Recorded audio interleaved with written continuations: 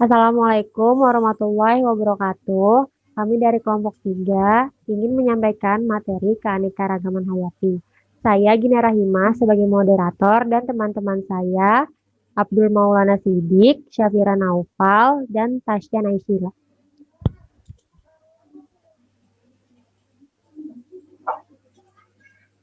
Yang pertama, pengertian keanekaragaman hayati.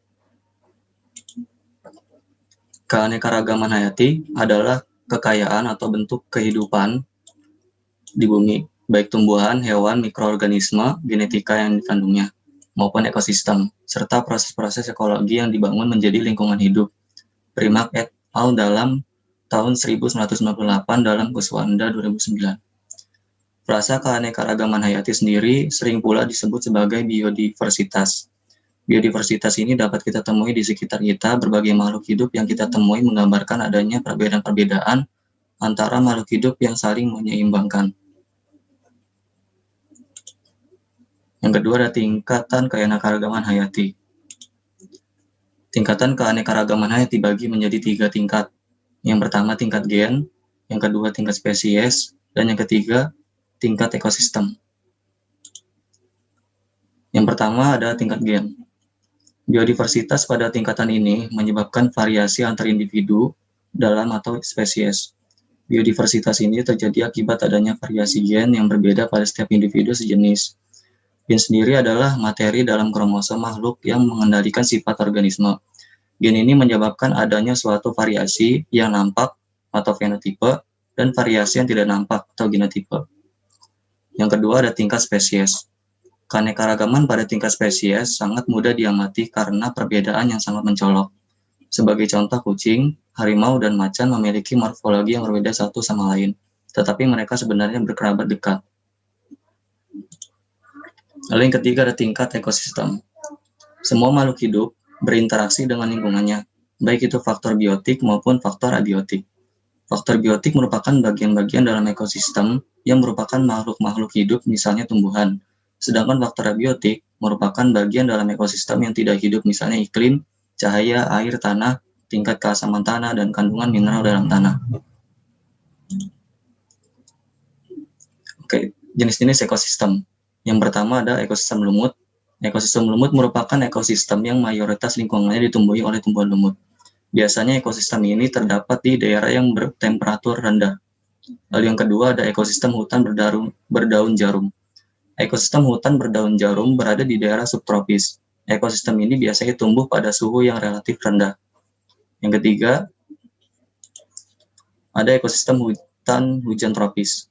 Ekosistem ini terdapat di daerah tropis dengan ciri khas utama tumbuhan yang beraneka ragam. Ekosistem ini biasanya memiliki keanekaragaman hayati yang sangat besar. Lalu yang keempat, ekosistem pada rumput. Ekosistem ini didominasi oleh rerumputan dan terdapat di daerah yang memiliki iklim yang cukup kering. Ekosistem ini misalnya terdapat di hutan Afrika. Yang kelima ada ekosistem padang pasir.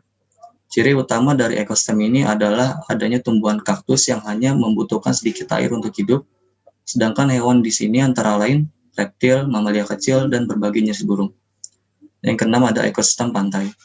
Ekosistem pantai didominasi oleh hewan-hewan seperti kepiting, serangga, dan burung-burung pantai.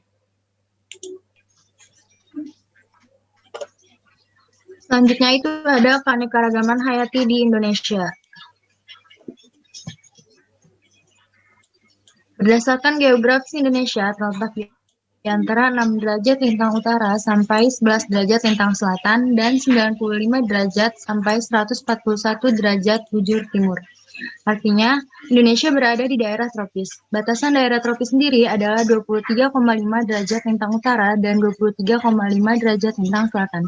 Daerah tropis memiliki ciri khas di mana suhu rata-ratanya adalah antara 26 derajat Celcius sampai 28 derajat Celcius dengan curah hujan yang cukup tinggi, yaitu 700 sampai 7.000 mm per tahun. Dan memiliki tanah yang cukup subur karena pelapukan batuan induk cukup cepat terjadi.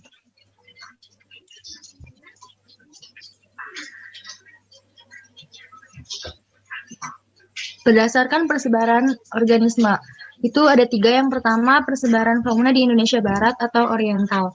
Bagian barat wilayah Indonesia yang termasuk ke dalam paparan Sunda memiliki tipe fauna oriental. Pulau Sumatera memiliki gajah, tapir, badak bercula dua, harimau, siamang, dan orangutan. Pulau Jawa memiliki fauna khas seperti badak bercula satu, harimau, dan banteng. Pulau Kalimantan memiliki badak bercula dua, macan tutul, orangutan, bekantan, dan beruang madu. Yang kedua itu ada persebaran fauna di wilayah Indonesia Timur atau Australia. Wilayah Indonesia bagian timur didominasi oleh tipe fauna australialis. Hewan-hewan yang ada di daerah ini diantaranya adalah kasuari, nuri, parkit, cendrawasih, merpati berjampul, kanguru walabi, kanguru pohon, anoa, dan komodo. Dan yang terakhir itu ada zona peralihan antara Oriental dan Australia. Zona peralihan ini terletak di antara zona Oriental dan Australia. Jenis fauna di wilayah ini sangat khas karena sifat-sifatnya mirip dengan fauna Oriental maupun Australia. Wilayah peralihan yang paling mencolok adalah Pulau Sulawesi.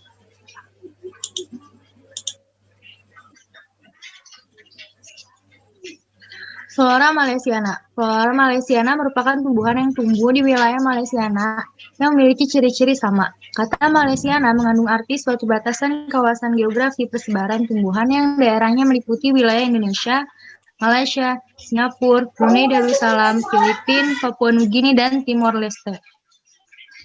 Wilayah-wilayah tersebut disatukan sebagai suatu kawasan biogeografi karena memiliki kesamaan keanekaragaman tumbuhan yang spesifik. Flora yang ditemukan di daerah ini sangat bervariasi, bahkan beberapa tumbuhan memiliki nilai ekonomi yang tinggi. Misalnya jati, meranti, anggrek, rotan, kayu cendana, berbagai buah tropika, dan lain-lain. Sayangnya, keberadaan Flora Malaysiana saat ini belum dikenal dengan baik dan belum termanfaatkan secara optimal untuk kesejahteraan masyarakat. Keberadaannya di alam cenderung terus terancam atau bahkan mendekati kepunahan.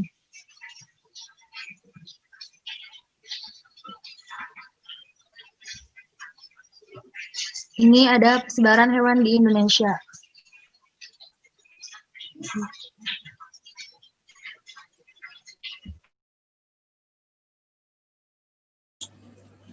Oke, selanjutnya manfaat dan nilai keanekaragaman hayati. Manfaat dan keanekaragaman hayati dibagi menjadi dua, yaitu kebutuhan primer dan kebutuhan sekunder. Untuk kebutuhan primer sendiri dibagi menjadi 4, yaitu sandang, pangan, papan, dan udara bersih. Sandang sebagai contohnya ulat sutra, domba, kapas. Sedangkan pangan contohnya seperti serealia, sayur, buah. Papan contohnya seperti pohon jati, sengon, dan udara bersih contohnya pepohonan.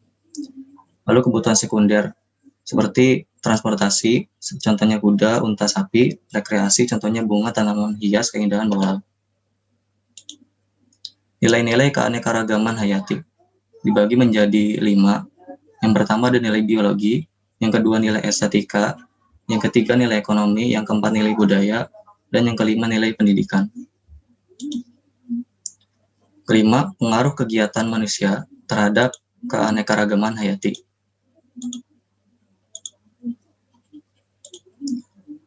Dampak positifnya yaitu yang pertama penghijauan dan reboisasi, yang kedua pengendalian hama secara biologis, yang ketiga pemanfaatan hutan dengan menggunakan sistem REL, Reduce Impact Logging, yang keempat usaha pemuliaan hewan dan tanaman yang menghasilkan varietas tanaman dan hewan unggul, dan usaha-usaha pelestarian alam yang dilakukan secara ex situ maupun in situ.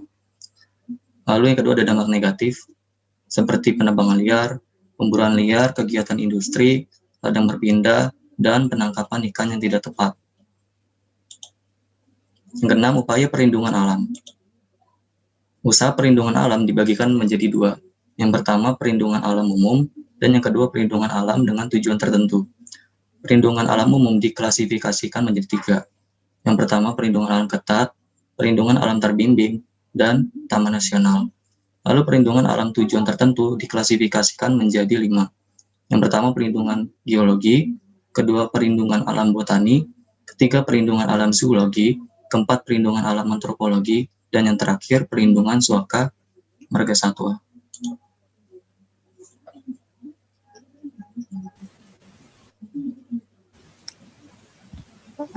Sesi pertanyaan sudah bisa dimulai. Bagi yang ingin bertanya bisa nyalain mic-nya ya. Assalamualaikum warahmatullahi wabarakatuh. Saya Syafira Nova Raihan, izin bertanya. Yang pertama, apa sih penyebab utama Indonesia memiliki keanekaragaman hayati yang tinggi? Yang kedua, faktor apa saja yang menyebabkan punahnya keanekaragaman hayati? Terima kasih.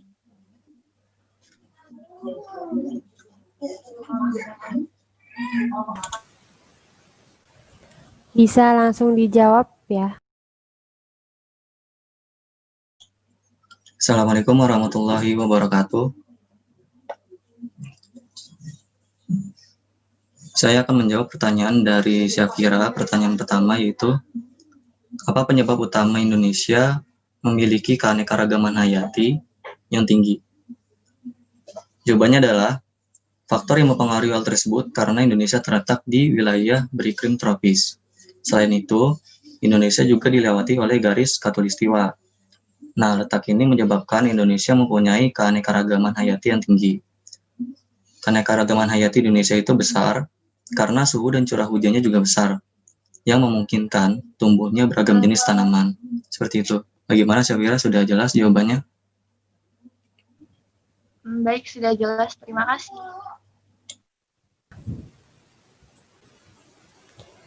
Untuk pertanyaan nomor 2, faktor apa saja yang menyebabkan punahnya keanekaragaman hayati?